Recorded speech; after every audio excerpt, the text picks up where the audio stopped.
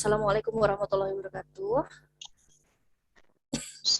Alhamdulillah wassalatu ala rasulillah wa ala washabihi ajma'in. Rabbi shrah li sadri wa yassir li amri wahlul 'uqdatam min lisani yafqahu qawli. Mungkin bisa di-mute dulu ya yang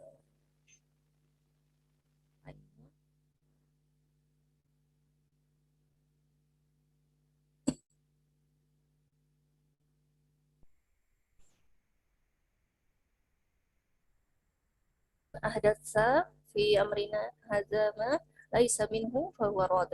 Man amila amalan laisa alaihi amruna fa huwa warad. Rabbi zidni ilma warzuqni fahma.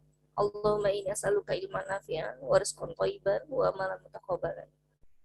Alhamdulillah bisa dipertemukan kembali di dalam kajian Tauhid dengan Nikom Sukat Maroke. Masya Allah. Pada hari ini kita akan membahas tentang Tauhid, series kedua ya, yaitu mengenai keutamaan Tauhid dan bahaya kesyirikan. Semoga Allah memberikan kita usia yang barokah dan kesehatan. Semoga Allah mudahkan kita bisa pergi ke kajian-kajian ilmu, baik itu offline ataupun online. Amin, amin.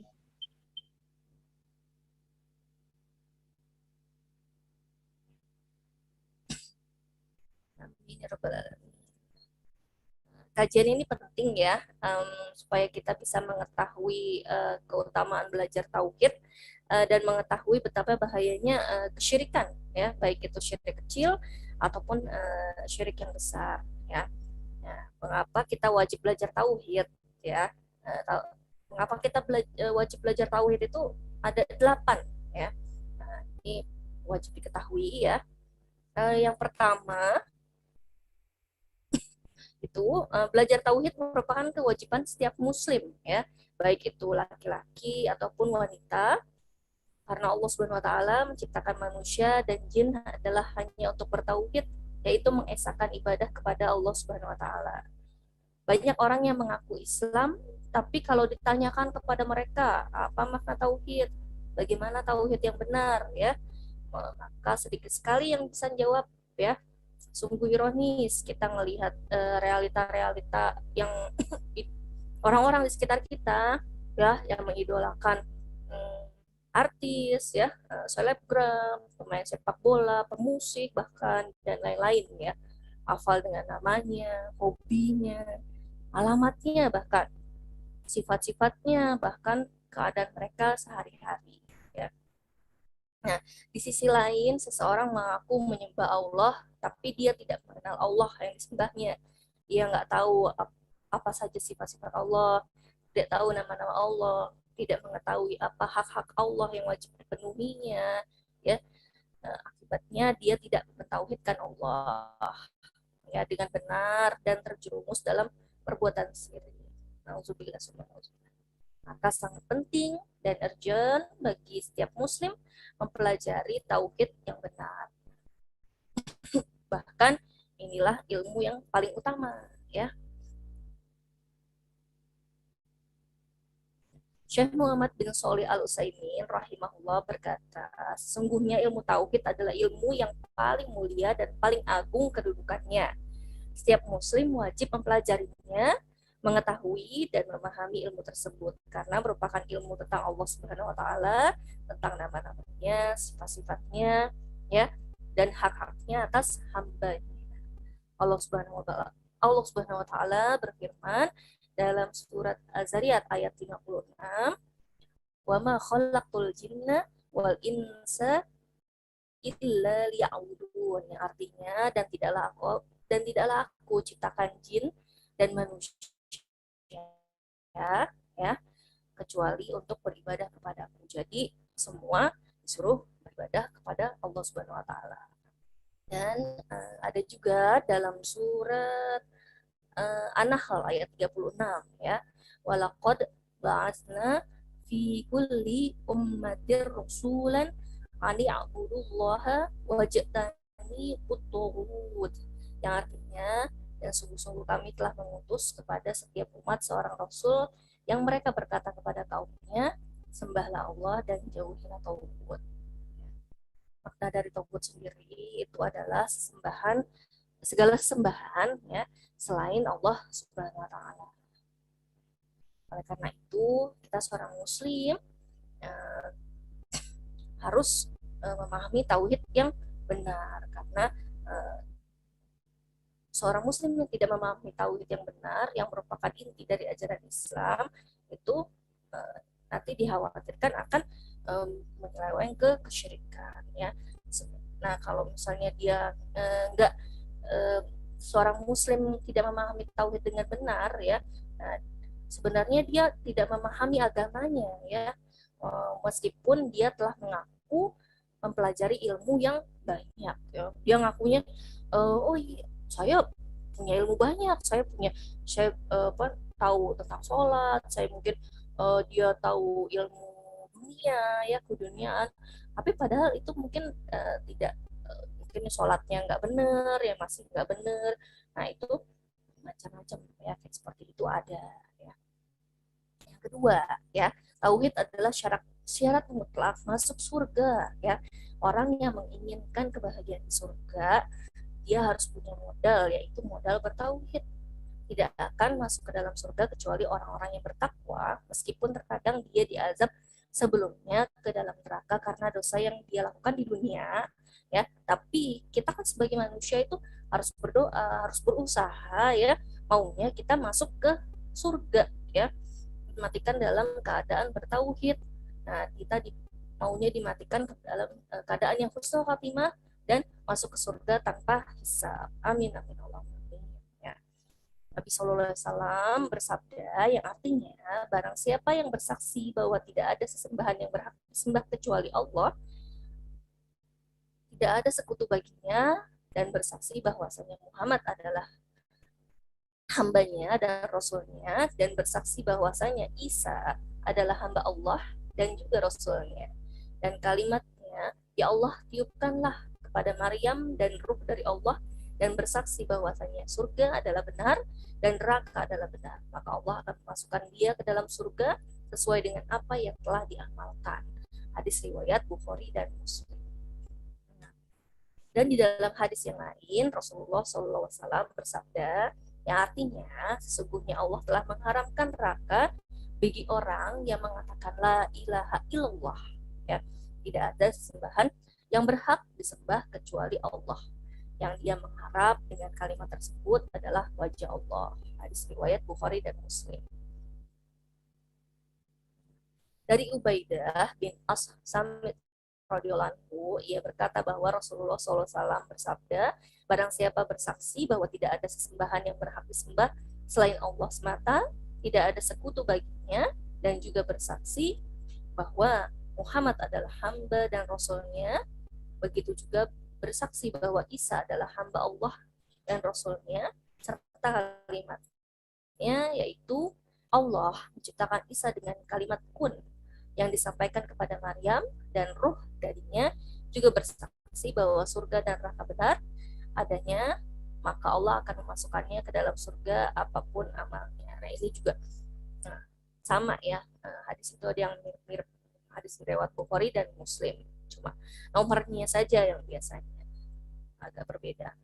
Dalam lafaz Muslim disebutkan Allah akan memasukkan ke pintu surga mana saja dari 8 pintu yang ia suka. Masya Allah. Dan dari Jabir radhiyallahu anhu, Nabi SAW bersabda, barang siapa yang mati dalam keadaan tidak berbuat syirik kepada Allah dengan sesuatu apapun, maka ia akan masuk surga. Barang siapa yang mati dalam keadaan berbuat syirik kepada Allah, maka ia akan masuk neraka. Hadis riwayat Muslim.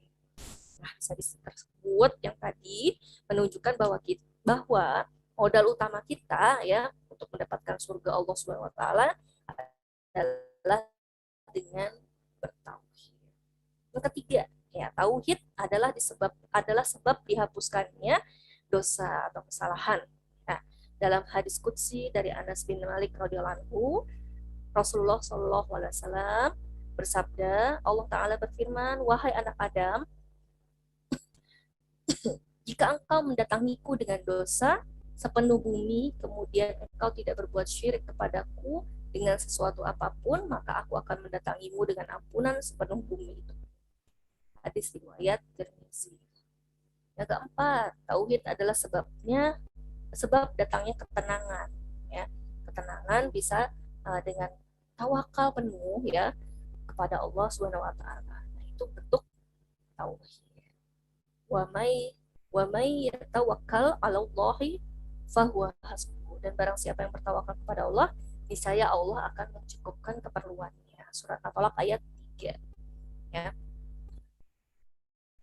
Yang kelima, amalan tidaklah diterima sampai seseorang bertauhid. Yang kelima ya, yang kelima amalan tidaklah diterima sampai seseorang bertauhid.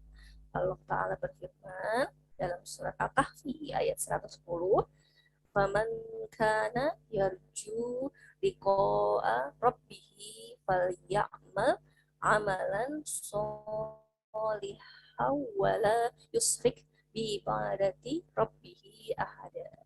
Barang siapa mengharap perjumpaan dengan Rabb-nya, maka hendaklah ia mengerjakan amal yang soleh. Dan janganlah ia mempersekutukan seseorang pun dalam beribadah kepada Rabb-nya. Sudah pada baca surat Al-Kahfi belum? Ini udah menjelang sore nih ya kan? Di sana sudah asar ya justru ya. Ya. Yang keenam, ya, yang keenam, tauhid sebab digandakannya kebaikan atau berlipat pahala. Ya. Allah menyebutkan tentang sedekah ya dalam surat Al-Baqarah ayat 261. Ini agak panjang, saya baca artinya saja. Perumpamaan nafkah yang dikeluarkan oleh orang-orang yang menafkahkan hartanya di jalan Allah adalah serupa dengan sebutir benih yang menumbuhkan 7 bulir. Pada setiap bulir 100 biji, Allah akan melipat gandakan ganjaran bagi siapa yang dia kehendaki. Dan Allah maha luas karunia-Nya lagi maha mengetahui. Nukasir menerangkan ayat ini Allah melipat gandakan ganjaran bagi siapa yang dia kehendaki. Maksudnya adalah tergantung kepada keikhlasan orang yang sedekah itu. Ya. Ketujuh, ya, tauhid sebab hidayah dan rasa aman. Ya. Allah berfirman, "Alladzina amanu walam yalbisu imanahum bizulmin ulaika lahumul amnu wa hum muhtadun." Orang-orang yang beriman dan tidak mencampur adukan iman mereka dengan kezoliman atau syirik ya, kesyirikan, mereka itulah yang mendapatkan keamanan dan mereka itu adalah orang-orang yang mendapatkan petunjuk ya. Surat Al-An'am ayat 82. Ketika turun ayat tersebut, para sahabat menanyakan kepada Rasulullah SAW, ya, mereka berkata, siapa yang tidak menzolimi dirinya sendiri? Rasulullah SAW lantas berkata, itu bukan seperti yang kalian sangka. Yang dimaksud dengan zolim di situ adalah seperti perkataan Luqman kepada anaknya, wahai anakku, janganlah engkau berbuat syirik kepada Allah, karena syirik adalah kezoliman yang besar. Hadis riwayat Bukhari dan Muslim. Jadi tentang surat Al-An'am tadi ayat 82 ya, mereka orang yang memurnikan ibadah hanya untuk Allah, tidak berbuat syirik kepada Allah ya. Mereka tidak berbuat syirik sedikit pun. Balasannya mereka mendapatkan rasa aman pada hari kiamat dan mendapatkan petunjuk di dunia dan akhirat. Dan yang terakhir, tauhid adalah sebab mendapatkan syafaat Nabi Shallallahu Alaihi Wasallam. Abu Hurairah radhiyallahu anhu berkata, ada yang bertanya kepada Rasulullah Shallallahu Alaihi Wasallam, katakanlah wahai Rasulullah, siapa yang berbahagia karena mendapat syafaatmu pada hari kiamat kelak? Nabi Shallallahu Alaihi Wasallam jawab, wahai Abu Hurairah, aku merasa tidak ada yang bertanya kepadaku tentang hal ini selain engkau. Yang aku lihat karena semangatmu mempelajari hadis, yang berbahagia dengan syafaatku pada hari kiamat nanti adalah yang mengucapkan la ilaha illallah dengan ikhlas di dalam hati. Hadis riwayat Bukhari. Nah, apa sih arti tauhid itu sendiri? Nah, tauhid secara bahasa adalah mengesahkan, ya. Secara bahasa adalah mengesahkan. Secara istilah adalah mengesahkan Allah di dalam beribadah. Ya. Seorang tidak dinamakan bertauhid sehingga dia meninggalkan peribadatan kepada selain Allah. Contohnya, berdoa kepada selain Allah, bernazar kepada selain Allah, ya, menyembelih untuk selain Allah. Nah, apabila seseorang beribadah kepada selain Allah dan menyerahkan sebagian ibadahnya kepada selain Allah, siapapun dia, seorang nabi, malaikat, orang solih, ya, maka ini yang dinamakan dengan syirik, yaitu menyekutukan Allah Subhanahu wa Ta'ala dalam beribadah. Ya. Wa isqala Ibrahimu li abihi wa qaumihi inni baro mimma ta'budun. Artinya, dan ingatlah ketika Ibrahim berkata kepada bapaknya dan kaumnya, sesungguhnya aku berlepas diri dari apa yang kalian sembah, kecuali Zat yang telah menciptakan aku. Surat Az-Zukhruf ayat 26 dan 27. Rasulullah SAW bersabda, barang siapa yang mengatakan la ilaha illallah dan mengingkari segala sesuatu yang disembah selain Allah, maka haram hartanya dan darahnya. Artinya, tidak boleh diganggu izin Allah Subhanahu wa Ta'ala. Hadis riwayat Imam Muslim. Rukun kalimat tauhid, ya, rukun kalimat tauhid la ilaha illallah, ya, itu ada dua, ya. Ada dua, yaitu nafi. Nafi itu pengingkaran, ya. Nafi pada kalimat la ilaha, ya. La ilaha artinya tidak ada Tuhan yang berhak disembah. Maksudnya di sini adalah mengingkari Tuhan selain Allah, ya. Tidak ada Tuhan yang berhak disembah, mengingkari Tuhan selain Allah, ya. Nah, yang kedua, isbat atau penetapan, ya, pada kalimat illallah, ya, illallah artinya kecuali Allah. Maksudnya adalah menetapkan Allah sebagai satu-satunya sesembahan, ya. Menetapkan Allah sebagai satu-satunya sesembahan. Tauhid sendiri terbagi menjadi 3, ya. Nah, ini sebenarnya pembahasannya panjang, ya, cuma saya singkat yang tentang tauhid ini, ya. Tauhid menjadi 3, dibagi tauhid rububiyah, tauhid uluhiyah, tauhid al-asma was sifat, ya. Rububiyah, ya, tauhid rububiyah adalah mentauhidkan Allah dalam kejadian-kejadian yang hanya bisa dilakukan oleh Allah, serta menyatakan dengan tegas bahwa Allah Ta'ala adalah Rabb, Raja, Pencipta bagi semua makhluk, dan Allah yang mengatur dan mengubah keadaan mereka. Ya. Meyakini rububiyah, ya, meyakini kekuasaan Allah dalam mencipta, mengatur alam semesta, misalnya meyakini bumi dan langit juga segala isinya itu diciptakan oleh Allah, ya. Allah yang memberikan rezeki, Allah yang mendatangkan badai dan hujan, Allah yang menggerakkan bintang-bintang, dan lain-lain. Dinyatakan dalam Al-Quran surat Al-An'am ayat 1, Alhamdulillahilladzi khalaqas samawati wal arda wa ja'ala dzulumati wan nur. Segala puji bagi Allah yang menciptakan langit dan bumi dan mengadakan gelap dan terang. Nah, tauhid rububiyah ini diyakini semua orang baik, semua, ya, baik orang mukmin ataupun kafir sejak dahulu sampai sekarang. bahkan mereka menyembah dan beribadah kepada Allah. Hal ini dikabarkan dalam Al-Quran, dalam surat Al-Zukhruf ayat 87, wala insa altahumman khalaqahum layakulunallah. Ya, sungguh jika kamu bertanya kepada mereka, orang-orang kafir jahiliyah, siapa yang telah menciptakan mereka, niscaya mereka akan menjawab Allah. Nah, ini tauhid rububiyah, ya. Oleh karena itu kita dapati, ya, ayah dari Rasulullah SAW bernama Abdullah. Abdullah kan artinya hamba Allah, ya. Nah, padahal ketika Abdullah diberi nama demikian, Rasulullah SAW belum lahir. Nah, seperti itu, ya. Nah, adapun yang tidak mengimani rububiyah Allah, ya, nah itu adalah kaum komunis, ateis, ya. Syekh Muhammad bin Jamil Zainu berkata, orang-orang yang komunis tidak mengakui adanya Tuhan. Dengan keyakinan mereka demikian, berarti mereka lebih kufur daripada orang-orang kafir jahiliyah. Ya. Pertanyaan, jika orang kafir jahiliyah sudah menyembah dan beribadah kepada Allah sejak dulu, lalu apa yang diperjuangkan oleh Rasulullah dan para sahabat? Mengapa mereka bertahun-tahun lelah, ya, menderita, mendapat banyak perlawanan dari kaum kafir, ya?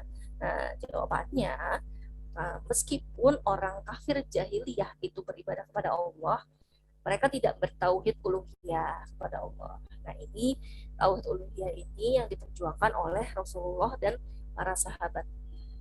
Nah, tauhid uluhiyah itu sendiri, ya, tadi yang pertama rububiyah, yang kedua nih tauhid uluhiyah adalah mentauhidkan Allah dalam segala bentuk peribadahan, baik yang zahir, ya, maupun yang batin, ya. Nah, dalam surat Al-Fatihah, nah ini iyyaka na'budu wa iyyaka nasta'in. Hanya Engkau lah yang kami sembah dan hanya kepada Engkau lah kami meminta pertolongan. Sedangkan makna ibadah adalah semua hal yang dicintai oleh Allah, baik berupa perkataan atau perbuatan. Nah, maksudnya dicintai oleh Allah, nah segala sesuatu yang diperintahkan oleh Allah dan Rasulnya, segala sesuatu yang dijanjikan balasan kebaikannya bila melakukannya, seperti sholat, puasa, sodakoh, menyembelih, ya, termasuk ibadah juga, berdoa, mencintai, bertawakal, dan lain-lain. Seseorang yang bertauhid uluhiyah hanya menyerahkan semua ibadah ini kepada Allah Subhanahu wa taala dan tidak kepada yang lain. Sedangkan orang kafir jahiliyah selain beribadah kepada Allah, ya, mereka juga memohon, berdoa kepada selain Allah. Dan ini yang diperangi oleh Rasulullah SAW juga para sahabat. Nah, ini juga inti dari ajaran para nabi dan rasul seluruhnya mendakwahkan tauhid uluhiyah. Dalam surat An-Nahl ayat 36, Allah berfirman, walaqad ba'atsna fi kulli ummatin rasulan ani ibudullaha wajtani butuhut. Sungguh kami telah utus rasul untuk setiap umat dengan tujuan untuk mengatakan sembahlah Allah dan jauhilah tauhid.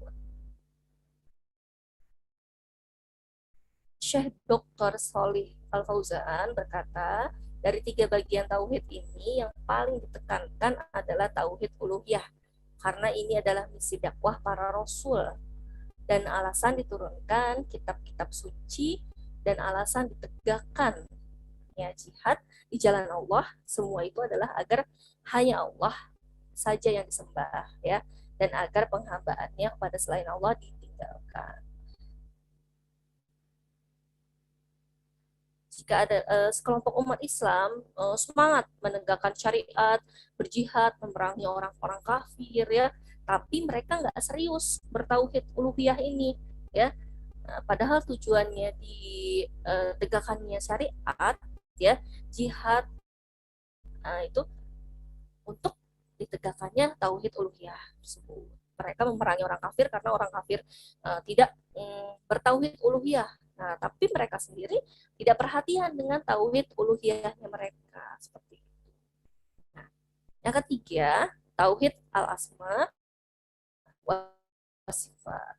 Nah, mentauhidkan Allah Ta'ala dalam penetapan nama dan sifat Allah, yaitu sesuai dengan Allah yang Allah tetapkan bagi dirinya dalam Al-Quran dan hadis Rasulullah SAW.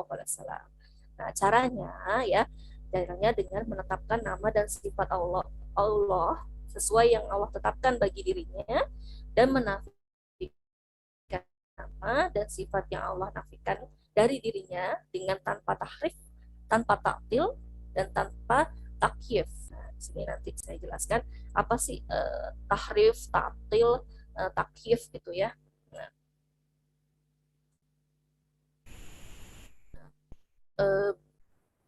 Allah berfirman dalam surat Al-A'raf ayat 180, hanya milik Allah nama-nama yang husna, maka memohonlah kepadanya dengan menyebut nama-namanya.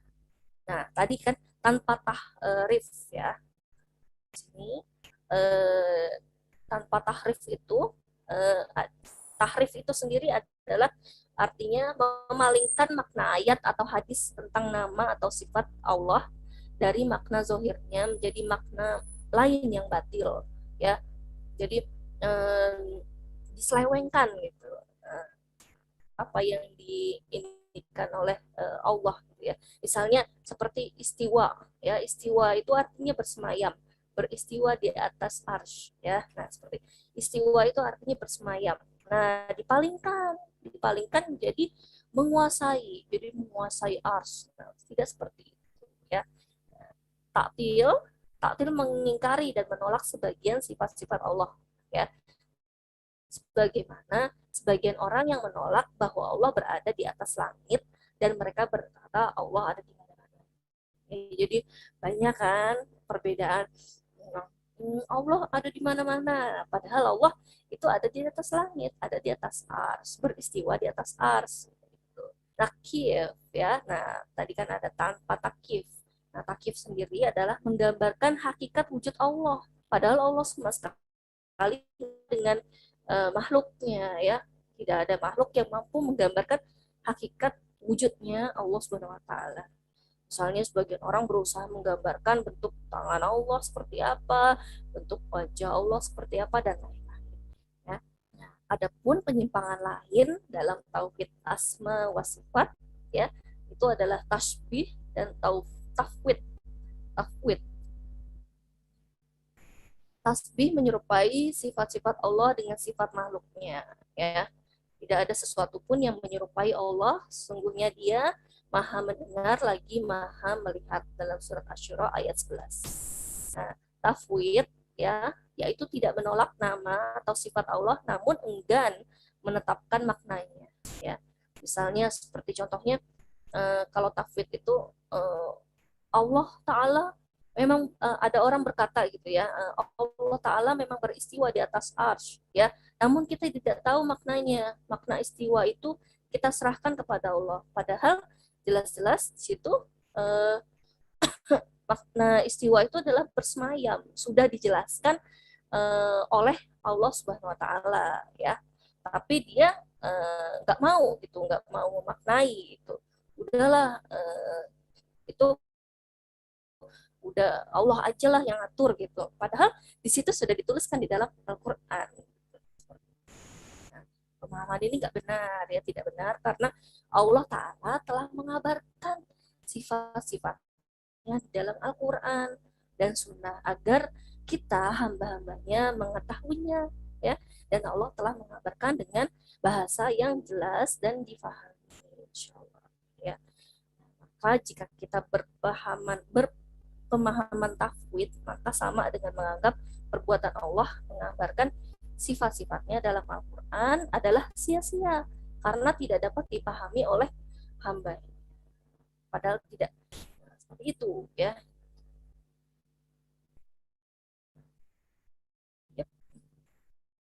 Nah, ini adalah keutamaan kita semua untuk belajar ilmu tauhid ya.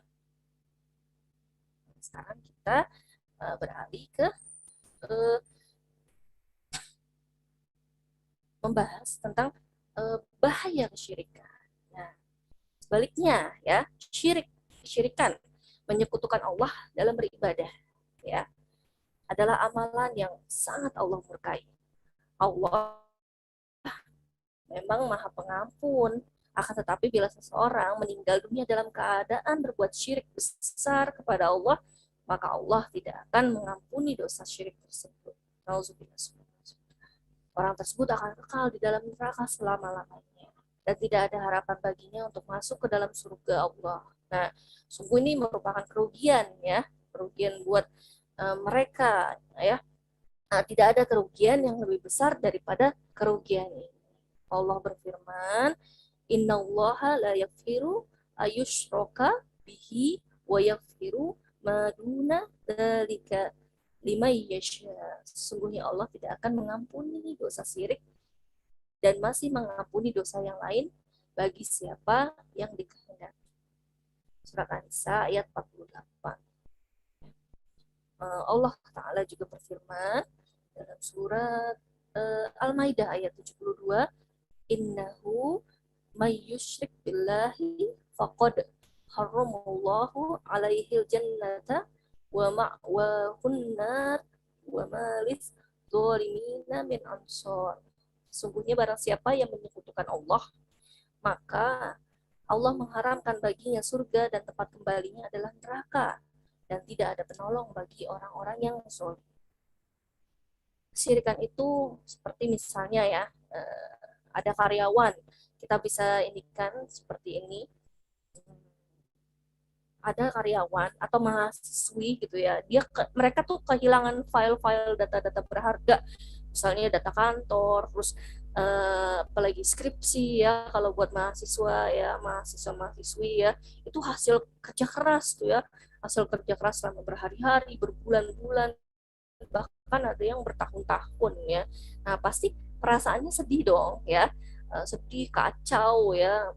Terus kadang ada yang berani bayar ratusan ribu atau jutaan buat balikin file-file yang ada di dalam misalnya laptop gitu ya, laptopnya datanya hilang gitu ya. Nah, kira-kira ada yang seperti itu ya. Nah ini kalau kita membayangkan syirik adalah seperti itu, amalan-amalan yang kita lakukan ya selama bertahun-tahun lamanya, okay? Nah itu ketika kita berbuat syirik ya, ketika kita berbuat syirik, nah itu akan hilang seketika. Nauzubillah ya, itu akan hilang seketika. Syirik adalah dosa besar yang bisa membatalkan amalan seseorang.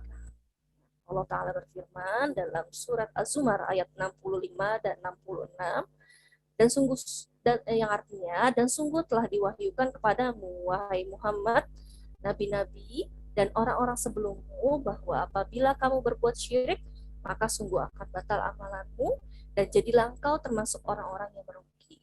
Maka sembahlah Allah saja dan jadilah kamu termasuk orang-orang yang bersyukur. Dalam ayat ini ya, kita bisa lihat ya, seorang nabi pun kalau dia berbuat syirik maka akan batal amalannya ya. Oleh karena itu jaga amalan kita ya, yang sesuai dengan Al-Quran dan Sunnah ya, hadis-hadis yang sahih yang sudah kita tabung bertahun-tahun.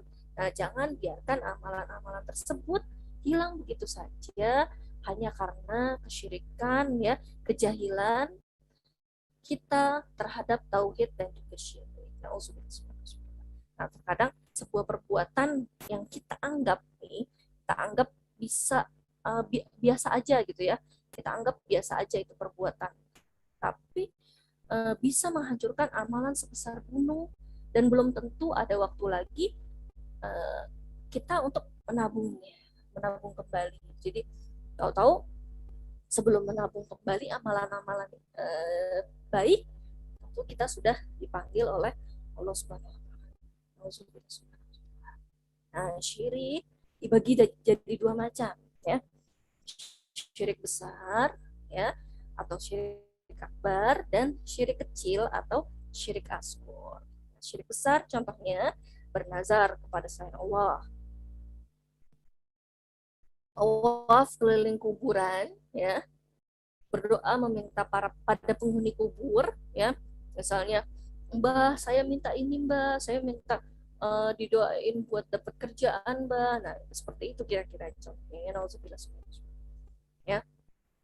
Nah, berdoa pada orang-orang yang sudah mati, orang-orang solih gitu ya, mencintai selain Allah sebagaimana kecintaannya pada Allah, meminta perlindungan pada selain Allah, menjadikan perantara selain Allah antara dirinya dengan Allah dan bertawakal kepadanya. Nah, contoh-contoh syirik kecil ya, bersumpah kepada selain Allah, mengagungkan makhluk yang tidak sampai derajat ibadah, ya maksudnya mengagungkan siapa gitu ya, tapi tidak mengibadahinya, hanya memuja-muja tapi berlebihan seperti itu. Memakai jimat yang meyakini dapat mencegah ain atau lain-lainnya ya, sholat menghadap kiblat tapi dia bilang sholat menghadap kiblat tapi lebih kalau misalnya di kuburan ya kita ada hadap kuburan dong ininya gitu sholatnya ya kira-kira seperti itu ya, itu tidak diperbolehkan, itu termasuk syirik.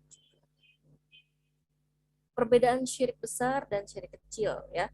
Perbedaan pada definisi sebagaimana yang tadi ya, syirik besar membuat pelakunya keluar dari Islam dan kekal dalam neraka, sedangkan syirik kecil tidak ya. Syirik besar menghapuskan seluruh amalan, sedangkan syirik kecil hanya menghapus amalan yang terdapat syirik saja. Syirik besar tidaklah dimaafkan kecuali dengan taubat, sedangkan syirik kecil berada dalam masya Allah atau kehendak Allah ya, yaitu jika dikehendaki Allah bisa mengampuni ya, jika tidak Allah akan menyiksanya nanti di neraka. Nah, cara membedakan syirik kecil dan syirik besar, nah dapat dilihat dari dalil tegas yang menyebutkan syirik kecil, misalnya disebutkan dalam hadis, sesuatu yang aku khawatirkan menimpa kalian adalah syirik kecil ya. Dalam hadis di situ disebutkan ada ria atau beramal ingin mencari pujian. Nah, itu ria juga termasuk syirik ya, syirik kecil, syirik yang halus ya, nggak kelihatan ya. Itu yang harus dihindari. Dalam hadis tersebut yang tadi kata syirik dalam bentuk tidak ada alif lam di awalnya. Nah, itu dalam bentuk nakirah. Nah, ini nanti dijelaskan.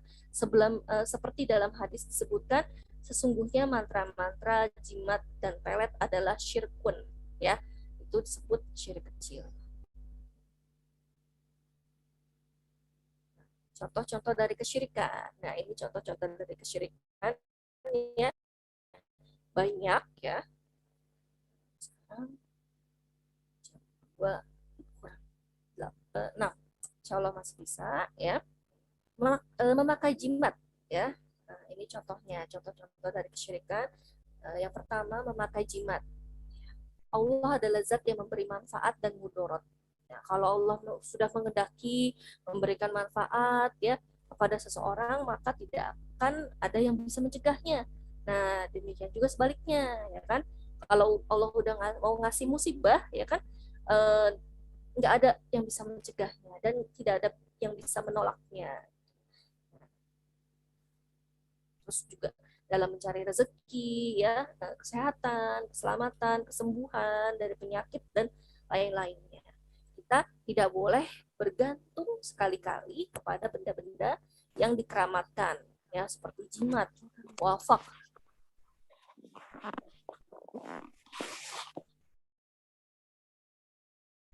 Jimat, wafak, susuk, dan lain-lainnya, ya, yang sejenisnya, ya. Rasulullah SAW bersabda, barang siapa yang menggantungkan tamimah atau jimat dan semisalnya, maka sungguh dia telah berbuat syirik. Hadis riwayat Imam Ahmad.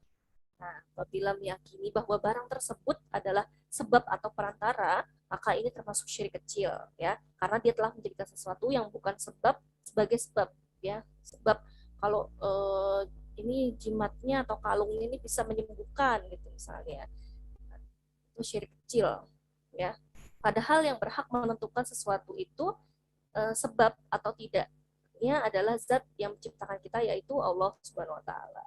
Nah, kemudian kalau dia meyakini bahwa barang tersebut dengan sendirinya memberikan manfaat dan memberikan mudorot, ya, maka ini termasuk syirik besar yang bisa mengeluarkan seseorang dari Islam. Jadi bukan perantara lagi, tapi dia bilang, wah ini misalnya, wah buku ini itu ya, buku ini bisa menyembuhkan saya gitu ya, bukan perantara lagi kepada Allah gitu ya, tapi buku ini bisa menyembuhkan saya dengan sendirinya gitu misalnya, atau mungkin ada alat apa gitu menyembuhkan saya dengan sendirinya, tapi dia tidak meminta perantara kepada Allah. Nah itu termasuk sudah syirik besar dan bisa mengeluarkan dari Islam.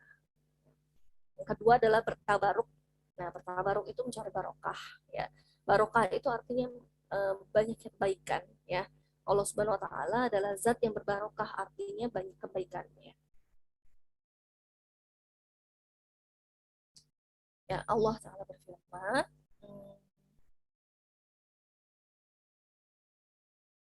Inna awala baiti wudbi'a linnasi lalladzi bibakkata mubarakallahu hudal lil alamin. Surat Ali Imran ayat 96. Sungguhnya rumah yang pertama yang Allah letakkan bagi manusia untuk beribadah adalah yang ada di Mekah, yang berbarokah dan petunjuk bagi seluruh alam. Nah, Ka'bah diberikan oleh Allah, ya. Ka'bah diberikan barokah oleh Allah Ta'ala, dan cara mendapatkan barokahnya yaitu atau kebaikannya adalah dengan melakukan ibadah di sana, ya. Allah juga berfirman dalam surat Ad-Dukhan ayat 3, Inna anzalnahu fi lailatin mubarakatin inna kunna munzirin. Sungguhnya kami telah menurunkan Al-Quran pada malam yang berbarokah. Sesungguhnya kami telah memberi peringatan. Nah, ini disebut malam Lailatul Qadar. Ya, Lailatul Qadar adalah malam yang berbarokah, dan cara mendapatkan barokahnya dan juga kebaikan-kebaikannya adalah dengan melakukan ibadah di malam di malam tersebut, ya. Nah, seorang ulama, misalnya nih contoh lainnya, seorang ulama berbarokah dengan ilmunya dan juga dakwahnya. Cara mencari keberkahan dan juga kebaikannya dengan menimba ilmu dari ulama tersebut, ya.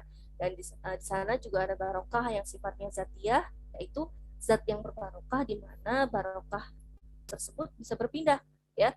Barokah jenis ini hanya Allah berikan kepada para nabi dan juga rasul. Dahulu para sahabat Rasulullah SAW, ya, bertabaruk, ya, dengan bekas air wudhu, rambut, keringat Rasulullah, ya, dan lain-lain. Nah, sepeninggal dari Rasulullah, ya, Sallallahu Alaihi Wasallam, mereka tidak melakukan hal ini kepada Abu Bakar dan Umar, juga sahabat-sahabat lainnya. Nah, mereka ini menunjukkan bahwa, ya, kekhususan para nabi dan juga para rasul meminta barokah hanya kepada Allah dan dengan cara yang disyariatkan, ya. Adapun meminta barokah dari Allah dengan sebab yang tidak disyariatkan, seperti mengusap dinding masjid tertentu, nah, atau mengambil tanah kuburan dari kuburan tertentu dan lain-lain, nah, ini termasuk dalam kesyirikan. Nah, menyembelih untuk selain Allah yang ketiga, ya, menyembelih untuk selain Allah itu adalah syirik besar, ya. Menyembelih itu padahal ibadah yang agung, ya, di dalam agama Islam. Di dalamnya ada pengagungan terhadap Allah Subhanahu wa taala, dan merupakan wujud cinta dengan mengorbankan sebagian harta kita untuk Allah, seperti ibadah kurban di hari raya, akikah, ya, terus hadiah bagi sebagian jamaah haji, ya. Nah, Allah Subhanahu wa taala memerintahkan kita menyerahkan ibadah yang mulia ini hanya untuk Allah semata, ya. Seperti firman Allah dalam surat Al-Kautsar, fasholli li rabbika wanhar. Maka sholatlah dan menyembelihkan untuk Tuhan, ya.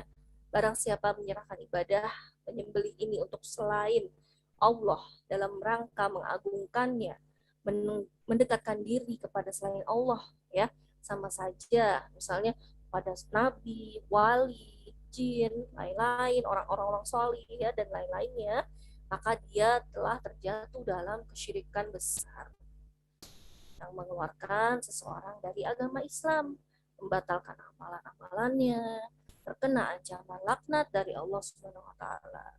Ya. Allah melaknat seseorang yang menyembelih untuk selain Allah dalam hadis riwayat Muslim. Syirik bernazar untuk selain Allah, ya, bernazar untuk selain Allah, ya, bernazar mengatakan misalnya wajib bagi saya melakukan ibadah ini dan itu untuk Allah, ya, atau saya mau bernazar kalau saya lulus ujian saya mau puasa, nah gitu seperti itu biasanya, ya. Atau dengan yang lain-lainnya, bernazar untuk Allah bila terlaksana hajat saya, gitu ya. Nah, bernazar, ya, itu dimuliakan oleh Allah Subhanahu wa taala. Nah, ibadah dan sebuah bentuk pengagungan karena bernazar ini tidak diperkenankan kecuali untuk Allah Subhanahu wa taala semata. Seperti seseorang bernazar untuk Allah akan berpuasa 1 hari jika lulus ujian, ya kan? Atau bernazar untuk Allah akan mengadakan umroh jika sembuh dari penyakit atau lain-lainnya, ya.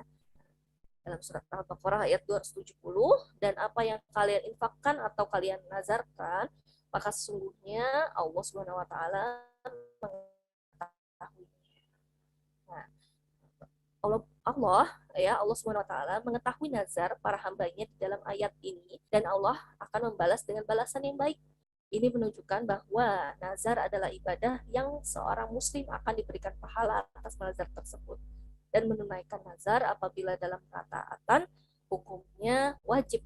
Jadi kalau misalnya ada yang ngomong, wah saya bernazar mau puasa, ya, gitu ya, seperti tadi, ya, puasa kalau udah lulus ujian, gitu, misalnya lulus ujiannya. Nah itu kalau misalnya udah lulus ujiannya wajib dilaksanakan, ya, dan supaya mereka menunaikan nazar-nazar mereka, ya. Barang siapa yang bernazar untuk menaati Allah, maka hendaknya mentaatinya. Dan barang siapa bernazar untuk memaksiati Allah, maka janganlah dia memaksiati. Hadis riwayat Bukhari. Bernazar untuk selain Allah, ya, itu termasuk syirik besar, mengeluarkan seseorang dari Islam. Misalnya contohnya kalau yang seperti itu, ya, seseorang bernazar apabila sembuh dari penyakit, maka dia akan menyembelih untuk wali fulan atau berpuasa untuk syekh fulan dan lain-lain, ya. Yang berikutnya, ya, berdoa berarti ini udah 5, ya. Berdoa kepada selain Allah adalah syirik besar, ya. Berdoa kepada selain Allah, ya. Kalau berdoa kepada Allah, ya, seseorang yang menghadap Allah dengan maksud supaya Allah mewujudkan keinginannya, ya, meminta sesuatu, merendahkan diri dan di hadapan Allah, mengharap dan takut kepada Allah, ya, maka berdoa di sini dimaksudkan adalah berdoa ibadah, ya, ibadah.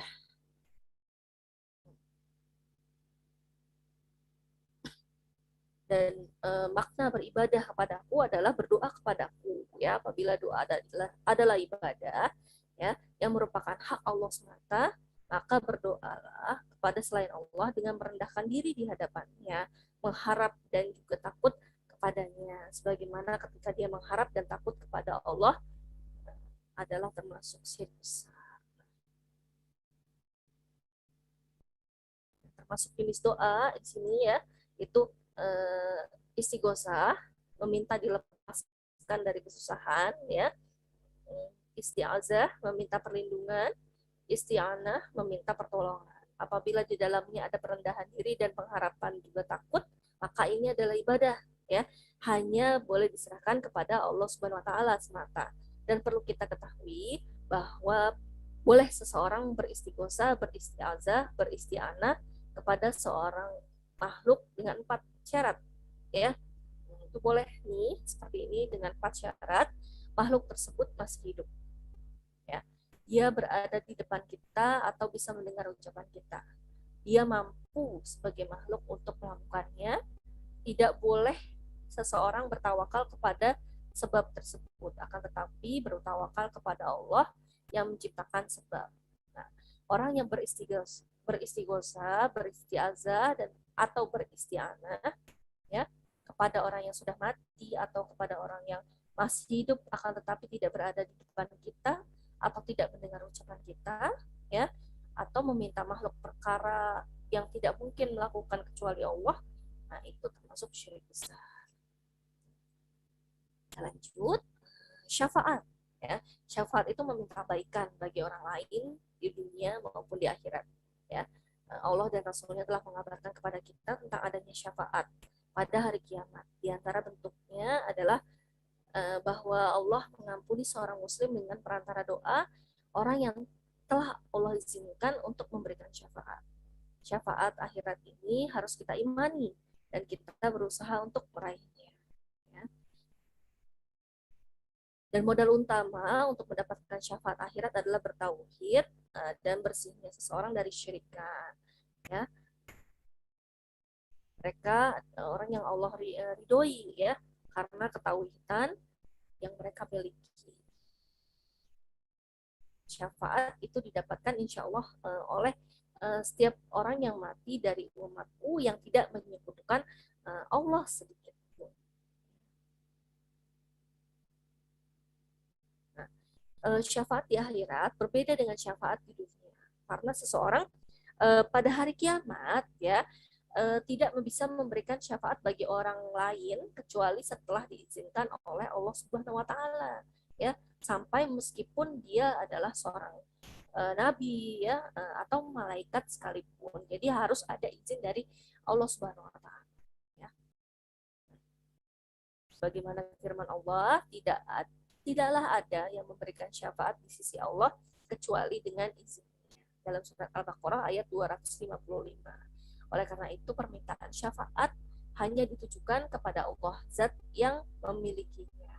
Seperti seorang mengatakan dalam hal yang doanya, ya Allah aku meminta syafaat nabimu. Nah ini diperbolehkan, ya Allah aku meminta syafaat nabimu, ini diperbolehkan. Bukan meminta langsung kepada Rasulullah-nya, ya. Seperti misalnya mengatakan, ya Rasulullah berilah aku syafaatmu. Nah, atau menyerahkan sebagian ibadah kepada makhluk selain Allah, ya, demi meraih syafaatnya. Nah itu tidak diperbolehkan. Nah, itu terjadi, ya, dilakukan oleh orang-orang kaum musyrikin pada zaman, ya. Dan mereka menyembah kepada selain Allah sesuatu yang tidak memudoroti mereka dan tidak pula memberikan manfaat. Dan mereka berkata, mereka adalah pemberi syafaat bagi kami di sisi Allah. Katakanlah, apakah kalian yang akan mengabarkan kepada Allah sesuatu yang Allah tidak ketahui di langit maupun di bumi? Maha suci Allah dan maha tinggi dari apa yang mereka sekutukan. Dalam surat Yunus ayat 18. Ya.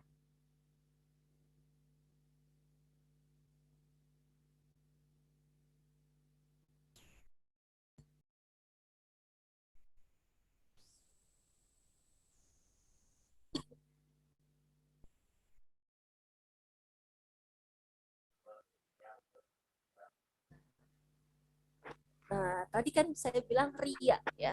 Nah, ria itu juga termasuk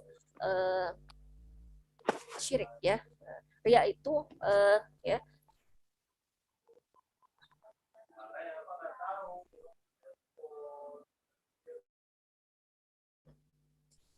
dia adalah seorang mengamalkan sebuah ibadah, ya, bukan karena ingin pahala, ya, dari Allah Subhanahu wa taala.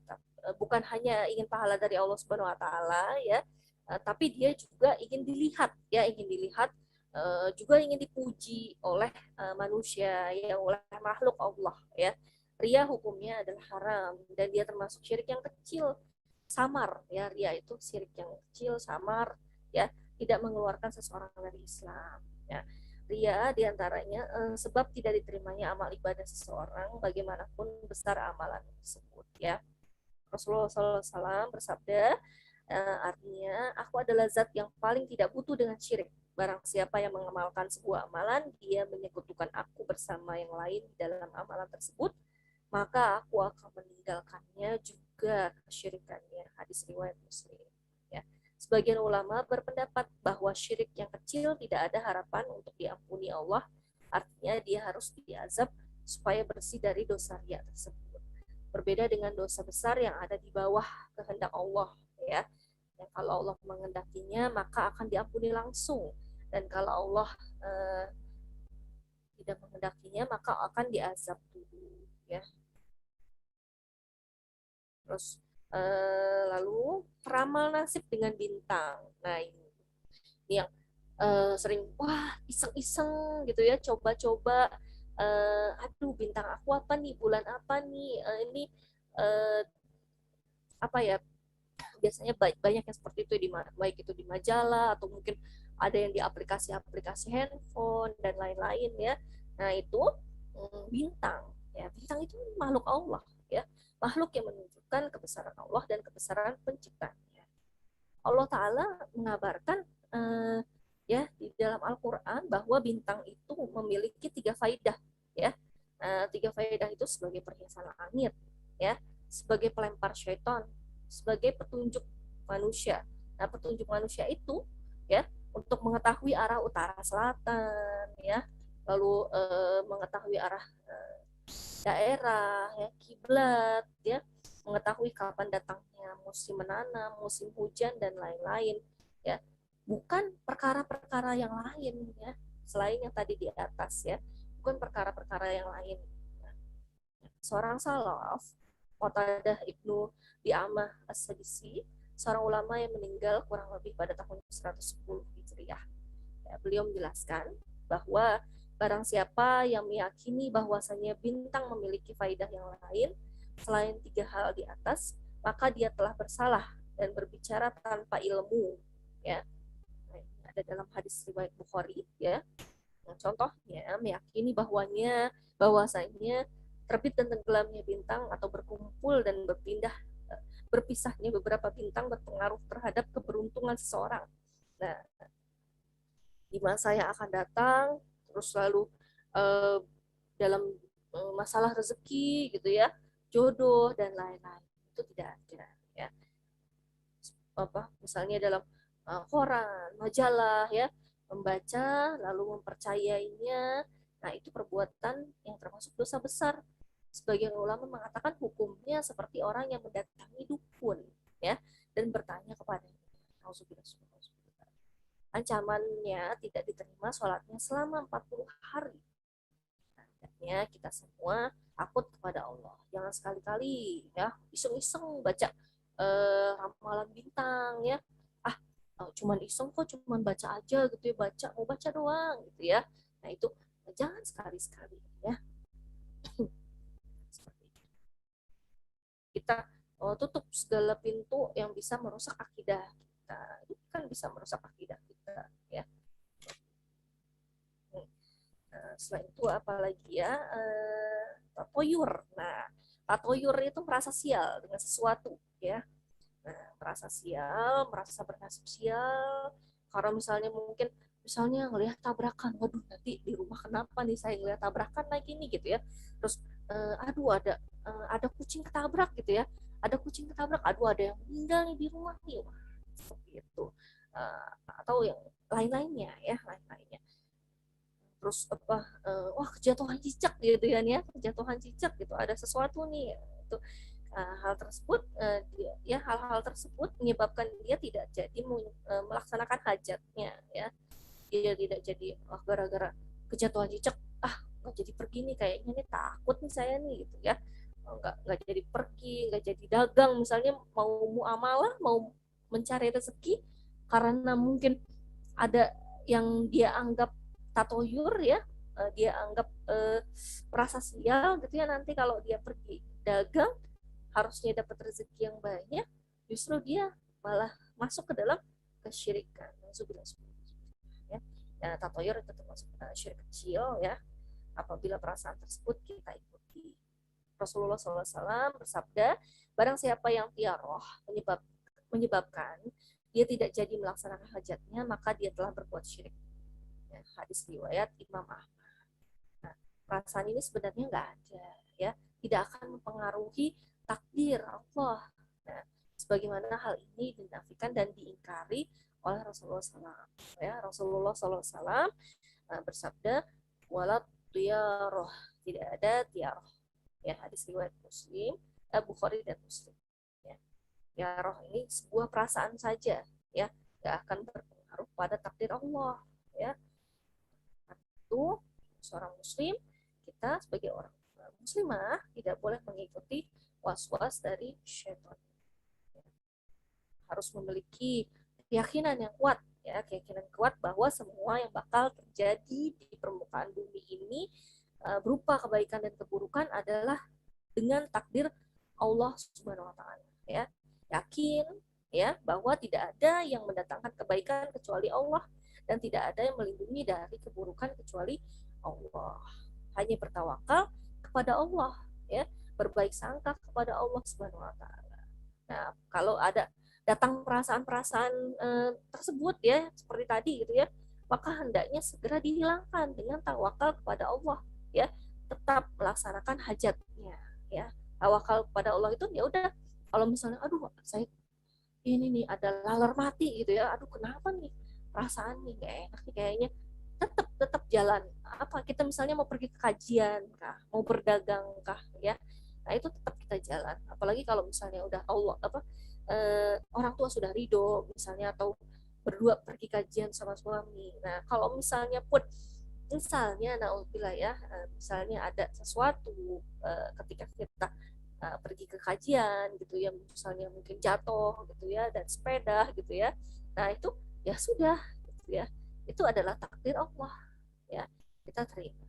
Tapi jangan balik lagi, waduh jatuh nih dari sepeda tadi sih gara-gara laler mati, nah itu nggak boleh seperti itu, ya. Alhamdulillah, ya. Nah, yang terjadi adalah takdir Allah SWT, ya.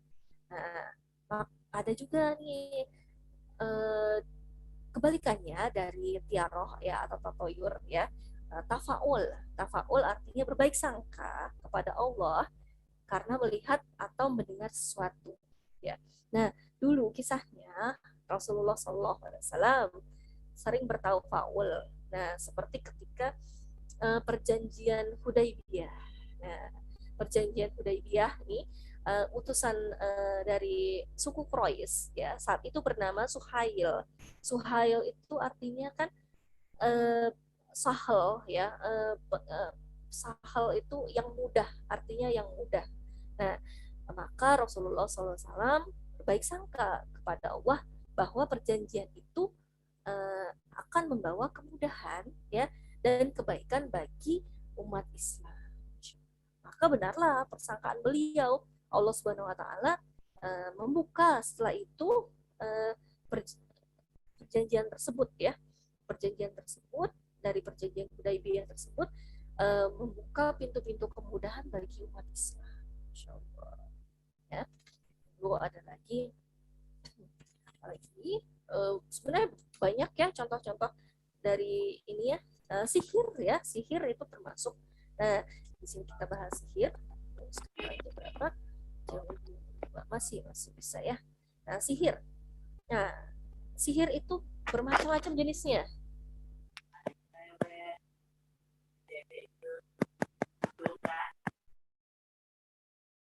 Ya, nah, sihir bermacam-macam jenisnya, ya. Sihir merupakan kesyirikan yang besar, ya. Terjadi dengan meminta pertolongan dari syaitan, dan syaitan tidak akan menolong seseorang kecuali setelah melakukan perkara yang dia ridhoi, itu kufur besar atau kafir kepada Allah Subhanahu wa taala, dengan cara menyerahkan sebagian ibadah kepada syaitan tersebut, ya, menghina Al-Qur'an, mencela agama, ya, dan lain-lain. Allah berfirman dalam surat Al-Baqarah ayat 102, wa ma kafaru Sulaimanu walakinna syayatina kafaru yu'allimuna an-nasa sihr. Nah, ini biasa dibaca ketika ruqyah mandiri, ya, bisa nih. Surat Al-Baqarah ayat 102. Ya. Rasulullah SAW bersabda, jauhilah 7 perkara yang membinasakan. Para sahabat bertanya, ya Rasulullah, apa 7 perkara tersebut? Maka beliau Sallallahu Alaihi Wasallam mengatakan syirik kepada Allah, sihir, itu dan lain-lainnya. Ini ya saya sebutkan yang dua aja gitu ya. Satu sihir ini ya. Hukuman bagi seorang tukang sihir adalah hukuman mati bila bila dia tidak bertaubat, sebagaimana telah dicontohkan oleh para sahabat Nabi. Dan yang berhak untuk melakukan hukuman tersebut adalah pemerintah yang sah, bukan individual. Ya, mempelajari sihir termasuk perkara yang diharamkan, bahkan sebagian ulama menghukumi pelakunya keluar dari Islam. Ya. Masya Allah. Kalau dengar surat seperti itu tentang sihir jadi terasa tidak nyaman. Nah, coba rukyah mandiri ya. Banyak yang suka dikasih sama Ummu Indah dari kan ada ya uh, tentang sihir ya gitu ya. Nah itu saya selalu baca itu kalau lagi rukyah mandiri. Nah, baik, kita lanjut ya. Demikian pula meminta supaya disihirkan. Nah, disihirkan. Jadi kita meminta dukun buat menyihir orang siapa gitu ya. Itu perbuatan haram ya, karena Rasulullah SAW mengabarkan bahwa bukan termasuk pengikut beliau yaitu orang-orang yang menyihir dan orang yang meminta disihirkan. Sebagaimana dalam sebuah riwayat yang diriwayatkan oleh Al-Bazar dalam musnadnya dan disahihkan oleh Syekh Al-Albani. Seorang muslim hendaknya mengambil sebab untuk membentengi dari sihir. Nah, ini diantaranya ya, kita untuk membentengi sihir itu apa aja sih ya? Dengan menjaga zikir-zikir yang disyariatkan ya. Nah, ini kan suka diingatkan juga ya sama Umi Bidadari ya. Nah, seperti zikir pagi, petang ya, zikir-zikir setelah sholat fardu ya, yang 5 waktu, zikir akan tidur apa ya, itu bismillah bismillah bismika Allahumma mutuah ya zikir mau makan membaca bismillah ya, zikir masuk dan keluar rumah ya. Doa nih maksudnya, zikir itu doa ya, zikir masuk keluar kamar mandi ya, dan jangan lupa baca dan yang lain-lainnya ya. Kalau mau belajar doanya apa ya, dan membersihkan diri juga rumah dari perkara-perkara yang membuat ridho syaiton. Maksudnya ini membersihkan diri, misalnya ada buhul kah, ada jimat kah, ada gambar-gambar makhluk bernyawa kah ya.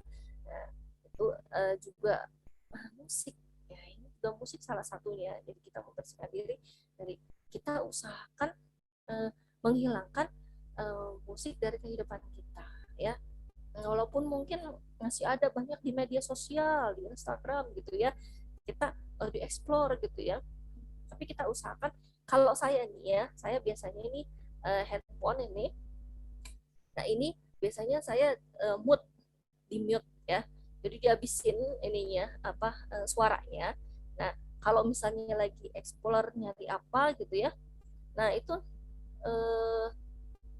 biasanya saya jadi nggak kedengeran suaranya gitu, jadi nggak kedengeran suaranya kan. Kalau misalnya ada yang mungkin tiba-tiba lewat TikTok gitu ya, atau nyanyi gitu ya, orang nyanyi kan nggak kedengeran tuh kalau di mute suara. Nah itu saya usahakan seperti itu. Nah ketika ada misalnya kajian atau ada yang bermanfaat atau informasi yang bermanfaat, video gitu ya, nah biasanya saya lagi. Nah bagaimana kalau misalnya video yang bermanfaat tapi ada musiknya misalnya gitu, media informasi tapi ada musik-musiknya, kita jangan fokus sama musiknya, kita fokus sama informasi. Seperti misalnya ke walimah gitu ya, ke kondangan, ada musiknya nih, ternyata kita datang tiba-tiba oh ternyata ada musiknya, ya udah kita datang, kita kasih selamat ke pengantin gitu ya. Terus kita nggak jangan deket-deket sama speakernya, dan kita juga jangan fokus sama musiknya. Ya udah kita fokus untuk misalnya disuruh makan gitu ya, kita fokus sama makan, setelah itu kita pulang seperti itu ya. Allah. Dan apabila qadarullah terkena sihir ya, maka ya bersabarlah ya, terus bertawakal kepada Allah, memohon kesembuhan terus ya. berpegang dengan ruqyah-ruqyah yang disyariatkan, ya. Dan jangan sekali-kali berusaha buat menghilangkan sihir dengan cara meminta bantuan justru dari jin, ya, setan, dari dukun, ya, paranormal, para tidak normal, ya, dan semisalnya seperti mereka, ya. Nah, ini yang salah dukun, ya, dukun juga syirik, ya. Nah, dukun orang yang mengaku mengetahui sesuatu yang goib yang tidak diketahui oleh kebanyakan manusia, seperti mengetahui barang yang hilang, gitu, ya.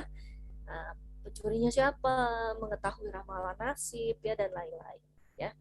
Dia mengaku mengetahui hal tersebut dengan cara tertentu, seperti misalnya melihat bintang, gitu, ya, lalu menggaris di tangan, gitu, ya, atau membaca garis tangan, menggaris air, macam-macam lah pokoknya, gitu, ya.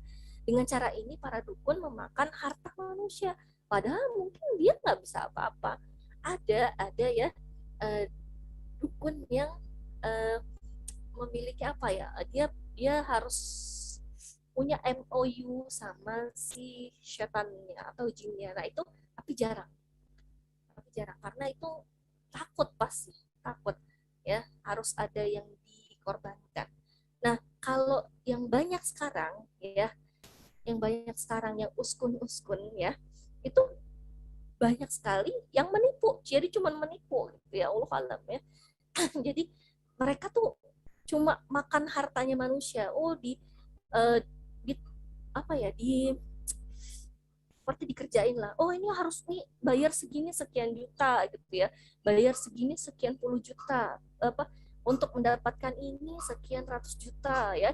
Jadi semakin dilihat orangnya orangnya bawa apa nih, ke rumahnya, gitu, ya, dilihat, oh, wah, nih bawa motor nih, salah ratusan ribu atau jutaan paling nih. Pas dilihat, bawa mobil nih, bawa mobilnya mahal, gitu, ya. Oh, bisa nih saya tarik puluhan juta atau ratusan juta.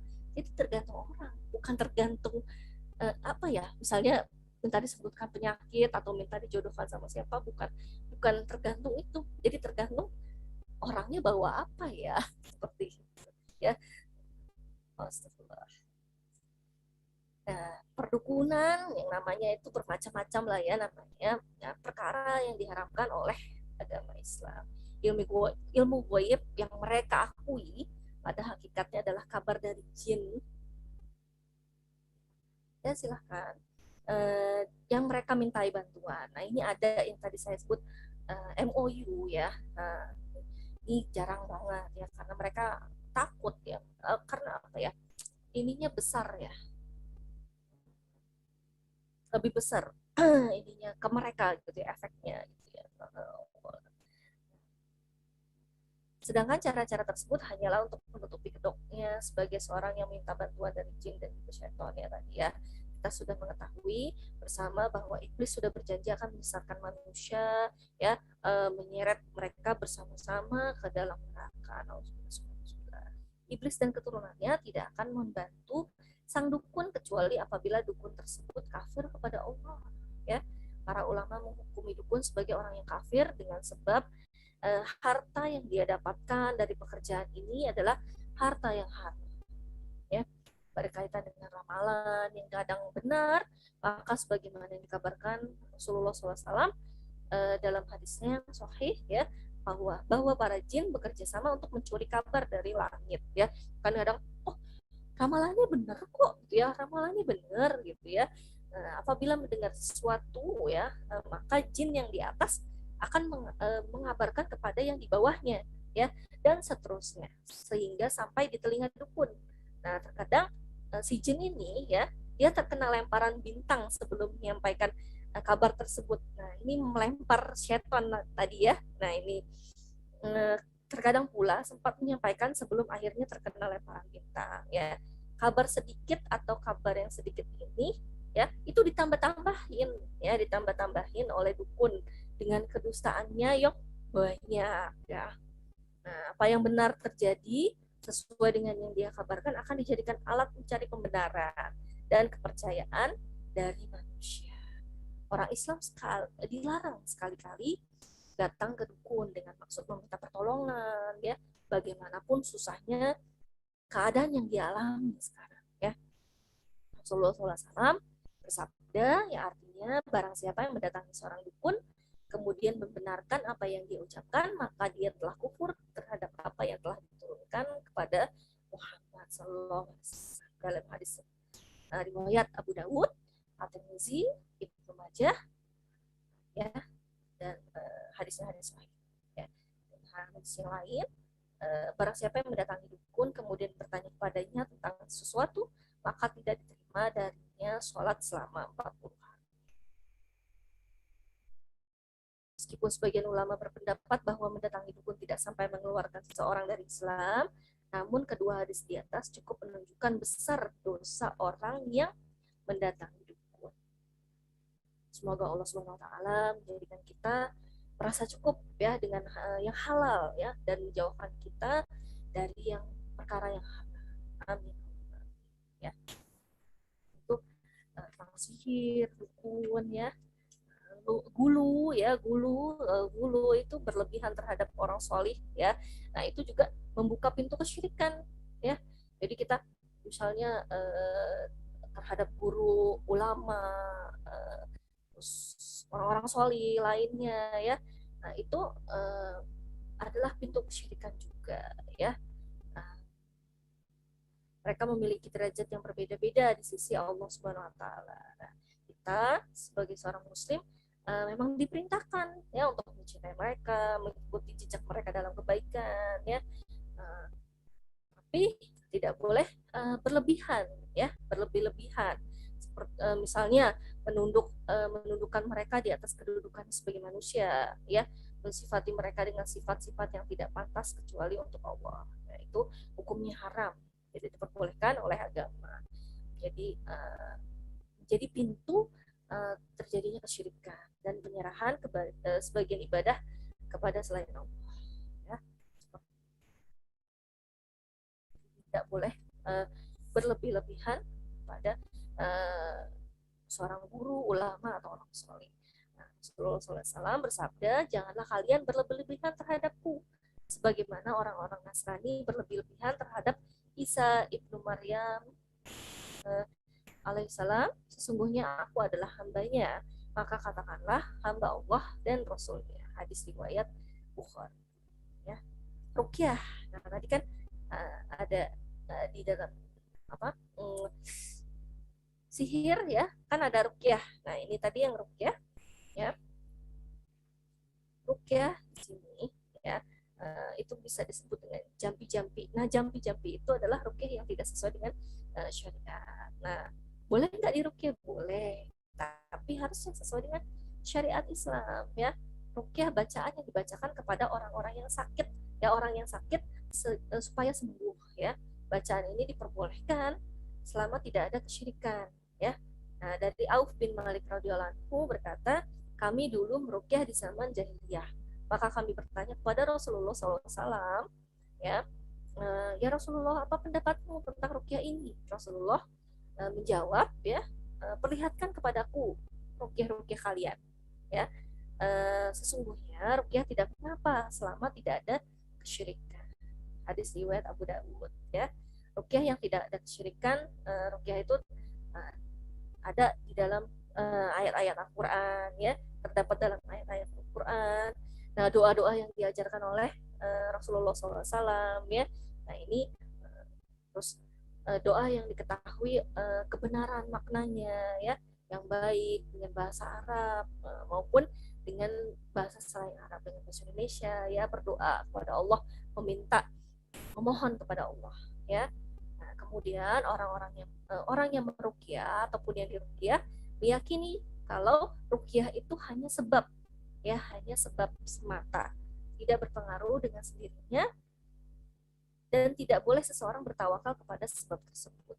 Nah, jadi nggak boleh kita, wah ini karena saya habis ruqyah nih kayak enakan nih, saya karena ruqyah nih tadi saya jadi sembuh gitu ya. Nah, nggak boleh seperti itu, tapi kita ya Allah, saya memohon kepadamu, kalau misalnya saya baca ayat ini, mohon engkau menyembuhkan, seperti itu Jadi hanya ikhtiar, ya, ikhtiar kita. Seorang muslim mengambil sebab dan bertawakal kepada zat yang menciptakan sebab tersebut, yaitu Allah Subhanahu wa taala. Rukyah yang mengandung kesyirikan yaitu jampi-jampi atau bacaan yang mengandung permohonan kepada selain Allah, ya, entah kepada jin, wali, orang-orang solih, ya. Nah, itu disebutkan nama-nama mereka, ya. Nah, nggak jarang, ya, tidak jarang jampi-jampi seperti ini dicampur dengan ayat-ayat Al-Quran atau dengan nama-nama Allah. Misalnya seperti yang apa ya, jampi-jampi yang ada di ini, ya, banyak ada, ya. Nanti deh saya coba carikan ininya. Itu tidak diperbolehkan bukul-bukul gitu ya, jimat, atau jampi-jampi yang ada seperti bentukannya seperti Asmaul Husna tapi ternyata itu bukan gitu ya. Nah, itu harus dibakar seperti itu ya kalau misalnya. Tujuannya yaitu untuk mengelabui orang yang jahil dan tidak tahu, ya. Rukyah mengandung kesirikan telah dijelaskan oleh Rasulullah SAW, ya. Sesungguhnya jampi, jampi dan jimat-jimat juga pelet adalah syirik, ya. Hadis riwayat Abu Daud, Ibnu Majah, Sahih, ya. Seperti itu adalah segala bentuk kesyirikan, ya. Dan tadi kan kita pertama membahas tentang keutamaan kita belajar tauhid dan mengetahui bahaya-bahaya kesyirikan. Sebenarnya panjang ya kalau bahas tauhid dan kesyirikan itu ya, tapi ini insya Allah dipersingkat. Nah, ini sepertinya sudah ada banyak pertanyaan ya. Oh, lagi ini ya, ini anak ya, nggak apa-apa coba saya bantu.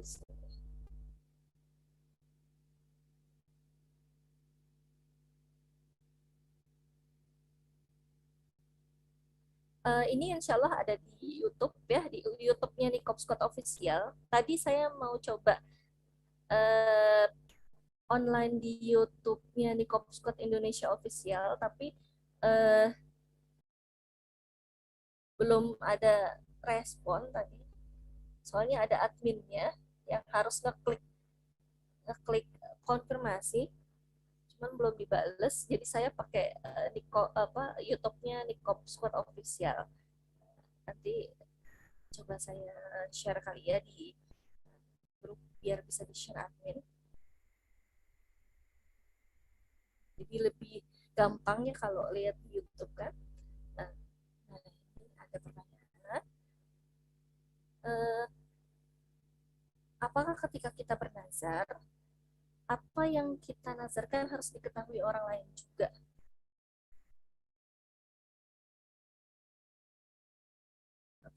Harus diketahui orang lain juga.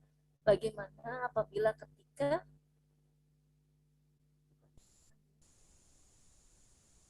apa yang dinazarkan berhasil didapatkan, tetapi kita belum sempat menunaikan nazar, ternyata Allah wafatkan. Apakah bisa digantikan oleh orang lain untuk mengerjakannya?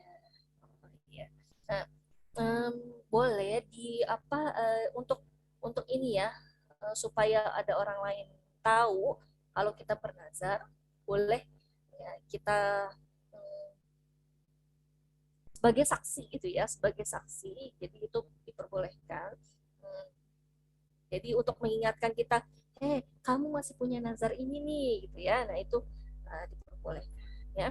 Nah, kalau Allah wafatkan, nah harusnya nazar itu langsung ya, langsung kalau misalnya punya nazar, terus udah nazarnya sudah selesai gitu ya. Nah, uh, berhasil didapatkan gitu ya. Nah, itu harusnya langsung ya, karena kan itu ada hutang juga ya kepada Allah. Nah, itu kalau misalnya digantikan oleh orang lain, kalau misalnya kita yang menyaksikan kita mungkin ya, itu insya Allah diperbolehkan Allah Ta'ala. Uh, Ya, tadi surat yang Al-Baqarah ayat 102 ya. Nah, itu termasuk ayat-ayat untuk rukyah mandiri ya. Kalau di tempat Ana di Temanggung, kalau sakit tak kunjung sembuh pasti berobatnya selalu ke dukun. Nah, sekarang diganti, kita berobatnya ruqyah ya, ruqyah mandiri. Kalau misalnya memang nggak bisa ruqyah mandiri, bisa ditemenin sama apa pasangan atau orang yang ada di rumah ya. Nah, itu yang bisa beruqyah kita juga kalau misalnya ada sesuatu, misalnya kita nih lagi ruqyah sendiri gitu ya, lagi ruqyah mandiri, tiba-tiba kita apa ya, seperti ya itu ada responnya gitu ya, ada reaksi gitu ya, ada reaksi.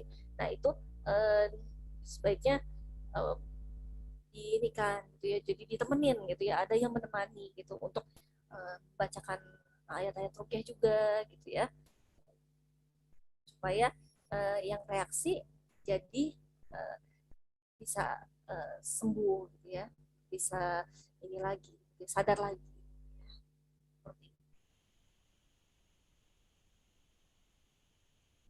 Mungkin ada yang mau bertanya tadi, yang sudah resen ya, boleh silahkan. Kalau mau bertanya langsung.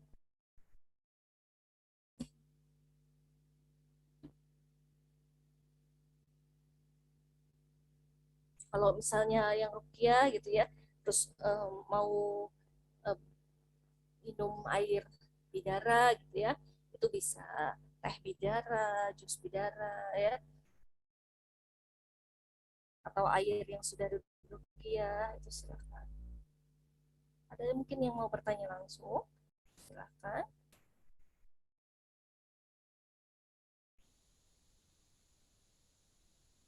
Asarnya di Jakarta itu sebentar lagi. Nah, 5 menit lagi asarnya. Ayo, ada yang mau bertanya langsung mungkin?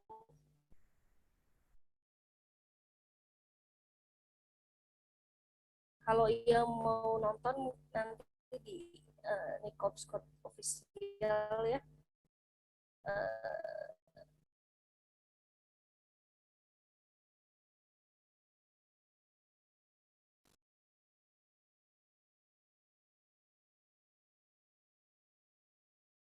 nanti video-video yang ada di Nikop Scott official itu insya Allah akan saya save dulu dan saya share di Nikop Scott.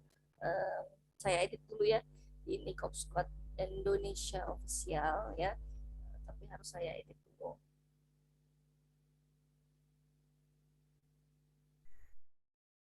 Atau di sini mungkin ada yang bisa mengedit video, boleh menghubungi saya kalau ada yang bisa mengedit video. Mungkin ini kita sudahi dulu ya, karena sudah menjelang asar ini di Jakarta. Kita tutup dulu. Oh iya, Oh